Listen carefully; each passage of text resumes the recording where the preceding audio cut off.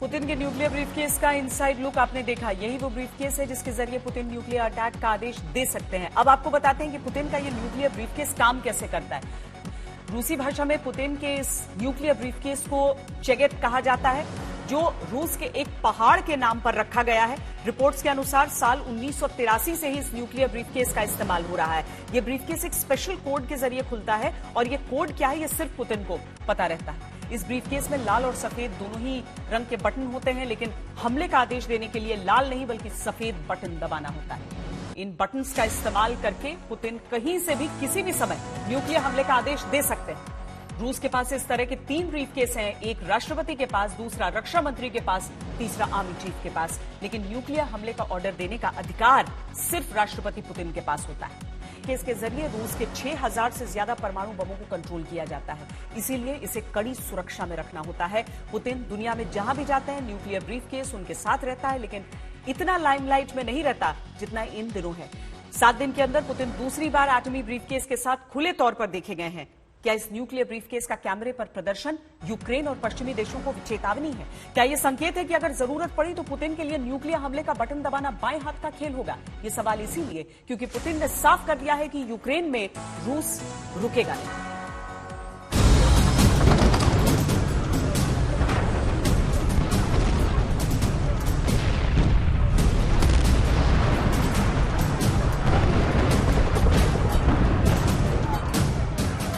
अपने nuclear briefcase की नुमाइश लगाकर पुतिन अमेरिका और पश्चिमी देशों को खुली चुनौती दे रहे हैं और 49 दिन बाद भी यूक्रेन पर हमले को रूस का राइट और अपना राइट चॉइस बता रहे हैं।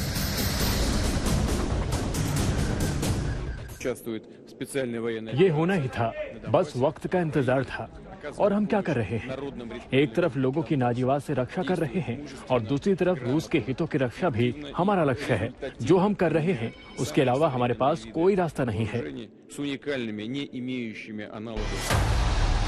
यूक्रेन को अनगिनत मिसाइल हमलों से तबाह कर देने के बाद भी यूक्रेन में निर्दोष नागरिकों के मानवाधिकारों को टैंकों तले कुचल देने के बाद भी अभी तक पुतिन के सिर से युद्ध का भूत उतरा नहीं है।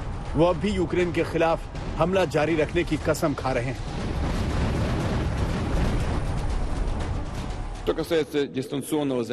ध्यान रखिए, मैंने कल शाम कहा था कि यूक्रेन की तरफ से कुछ बदलाव की कोशिश हो रही है, जिसके बारे में मैं बहुत प्रामाणिकता से नहीं कह सकता।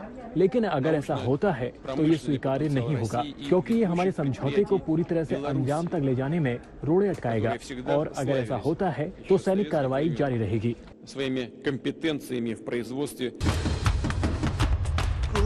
पुतिन कह रहे हैं कि यूक्रेन पर हमला करके अब तक रूसी फौज ने बहुत कुछ हासिल किया है, लेकिन 4 दिन का दावा करके 49 दिन बाद भी यूक्रेन से लड़ रही रूसी फौज को कौन सी कामयाबी हासिल हुई, ये बड़ा सवाल है।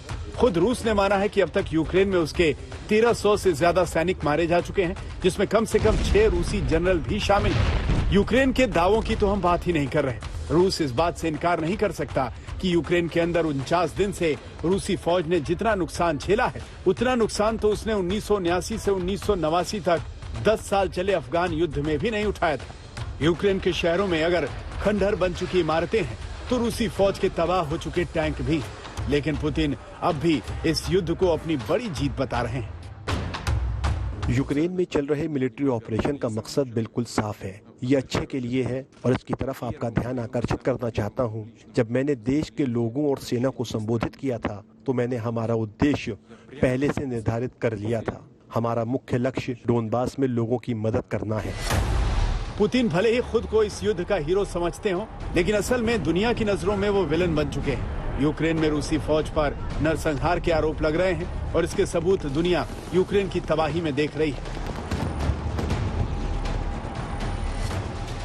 कीव प्रांत में जहां 64 किलोमीटर लंबे रूसी काफिले ने लंबे वक्त तक डेरा डाला था, वहां रूसी फौज की वापसी के बाद अब तक 700 से ज्यादा शव निकाले जा चुके हैं।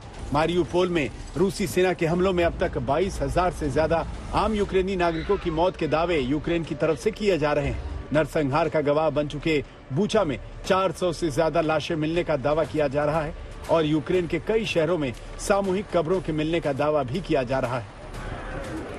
और इस खून खराबे के बावजूद पुतिन यूक्रेन में रूसी हमलों की कामयाबी पर खुशी से फूले नहीं समा रहे। माना कि युद्ध में सब कुछ जायज होता है, लेकिन निहत्थे आम नागरिकों को गोलियों से भून देना कायरता होती है।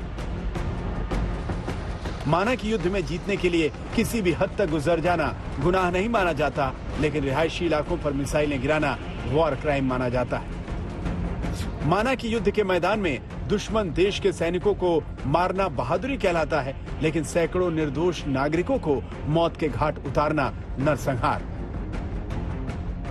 अमेरिकी राष्ट्रपति जो बाइडेन ने पहली बार पुतिन पर यूक्रेन में जेनोसाइड यानी नरसंहार का डायरेक्ट आरोप लगाया है। पुतिन पर बाइडेन के इन आरोपों की गवाही यूक्रेन के शहर दे रहे हैं, जहां रूसी फौजों ने तबाही के साथ साथ आम नागरिकों का खून बहाया है। ताजा केस 8 अप्रैल को क्रामातोर्स्क रेलवे स्टेशन का है, जहां रूसी हमले में 50 से ज्यादा लोग मारे गए, जिसमें कई बच्चे भी शामिल थे।